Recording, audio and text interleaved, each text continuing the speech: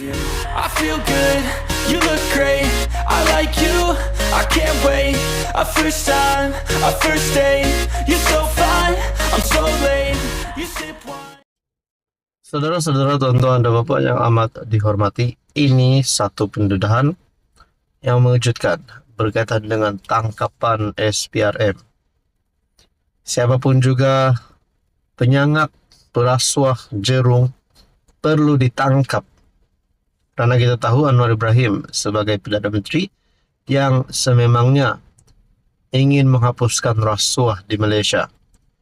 Satu perkongsian daripada Harapan Daily bertarikh 31 Oktober, tangkapan SPRM bakal dedahkan skandal kenapa hasil padi petani tidak seberapa. Tangkapan oleh SPRM terhadap seorang eksekutif pemasaran kepada sebuah syarikat yang dorman tetapi mendapat kontrak RM1.8 bilion pembekalan baja dipercayai akan mendedahkan skandal pembekalan baja tidak bermutu kepada petani selama ini. Ini kerana penyelewengan ini didakwa antara punca mengapa baja yang dibekalkan oleh sebuah badan kerajaan kepada petani tidak bermutu, yang kemudiannya menyebabkan petani gagal menghasilkan padi yang mencukupi.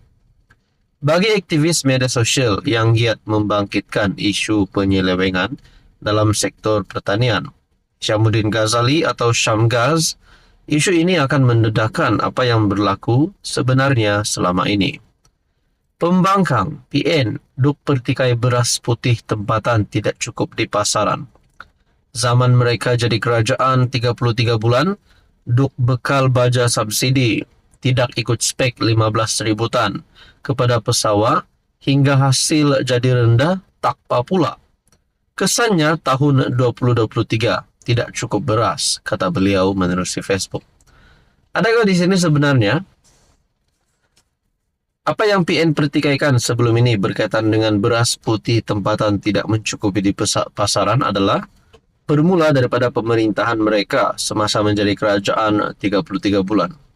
Adakah terlibat penyelewengan di kalangan kepimpinan PN ataupun sebenarnya mereka yang tidak mengurus dengan baik semasa mereka menjadi pemerintah? Itu hanyalah menjadi persoalan. Kementerian Pertanian dan Keterjaminan Makanan pula sedang memberikan kerjasama kepada SPRM susulan pembongkaran kewujudan kartel dalam pengagihan dan perbekalan kontrak baja padi dianggarkan bernilai 1.8 bilion. Menterinya Datuk Seri Mohamad Sabu berkata, beliau mengalu-alukan siasatan oleh badan berkenaan yang dijalankan ke atas Pertubuhan Peladang Kebangsaan. Saya amat mengalu-alukan siasatan oleh SPRM yang dijalankan kini ke atas nafas. Saya juga ingin memberi jaminan yang KPKM akan beri sepenuh kerjasama kepada pihak SPRM untuk melengkapkan siasatan mereka. Saudara-saudara, berkaitan dengan ini, apa komen anda? Tuan-tuan dan puan yang amat dihormati, ini satu lagi berita yang pasti bagi saya mungkin ada agak memalukan sedikit. Adakah sebenarnya kepimpinan pembangkang ini takut dengan Anwar Ibrahim? Adakah sebenarnya kepimpinan daripada Perikatan Nasional ataupun pembangkang ini sebenarnya tidak berani untuk bersemuka, apatah lagi berdebat dengan Anwar Ibrahim, apatah lagi di dalam sesi soal dan jawab? Nah, mungkin itu menjadi pertanyaan kepada setengah orang. Saudara-saudara, ini perkongsian daripada Harapan Daily bertarikh 29 Oktober. Top 3 pembangkang gaib ketika sesi PMQT. Kelibat top 3 pembangkang termasuk ketuanya, Datuk Seri Hamzah Zainuddin, tiada dalam sesi waktu pertanyaan Perdana Menteri PMQT di Dewan Rakyat pagi tadi. Di media bukan lain lagi. Bukan sampai nak kecam Anwar Ibrahim, cakap itu ini, malukan Anwar Ibrahim, serang PMX di media sosial. Tapi kenapa sesi waktu pertanyaan-pertanyaan Perdana Menteri, yaitu PMQT, kenapa ada berita begini pula? Top 3 pembangkang gaib ketika sesi PMQT. Siapa lagi dua itu? Dua lagi wakil rakyat Perikatan Nasional yang gaib di parlimen hari ini. Kalau nak cakap Hadi Awang, sebelum ini pun kita sudah dengar. Beliau memang beberapa kali tidak menghadirkan diri di dalam parlimen. Ahli Parlimen Marang, Tan Sri Abdul Hadi Awang, dan ini lagi pengerusi Perikatan Nasional, Tan Sri Mahyadin. Kedua-dua mereka masing-masing Presiden PAS dan Presiden Bersatu. Semakan Harapan Daily mendapati Abdul Hadi bahkan tidak menghadiri mesyuarat ketiga, penggal ketiga Parlimen ke-15 kali ini pada 24 dan 28 Oktober. Hari ini lebih mengejutkan, hampir semua kerusi utama di bahagian depan blok pembangkang didapati kosong.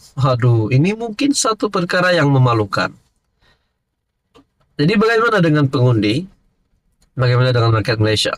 Apa komen Anda sekiranya Anda sudah mendapati bahwa top 3 ini tidak hadir sesi PMQT, dan juga di dalam kenyataan ini lebih mengejutkan, hampir semua kerusi utama di bahagian depan blok pembangkang didapati kosong.